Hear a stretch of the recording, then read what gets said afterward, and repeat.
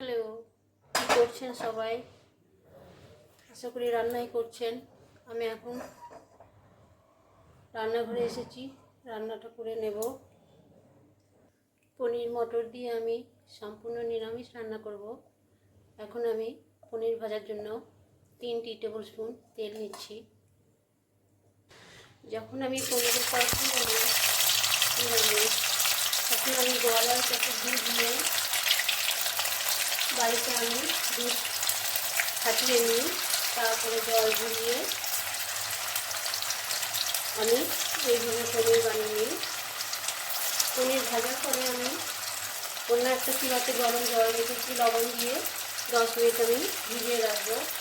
তাহলে কী হবে, পনিরটা নরম থাকবে।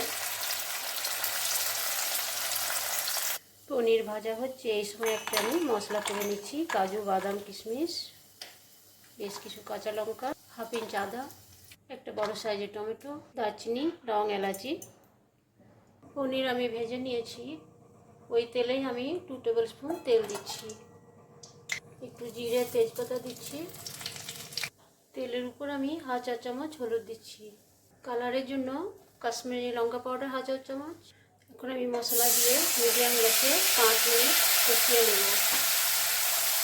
মটর, 2টো আলু আমি সেদ্ধ করে নিয়েছি, ভালো করে কষিয়ে নিয়েছি। স্বাদ মতো লবণ দিচ্ছি। এখন আমি সেদ্ধ মটর দিয়ে 5 মিনিট আরও রান্না করে নেব। পনিরও আমি দিয়ে দিচ্ছি। পনির দেখতে লাল হলে কি হবে, 100-এ 100 পাবে কিন্তু।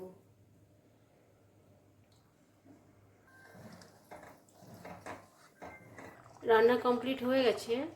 আমার রান্না কেমন লাগলো বলবেন কিন্তু। পরে আবারও রেসিপিতে দেখা হবে।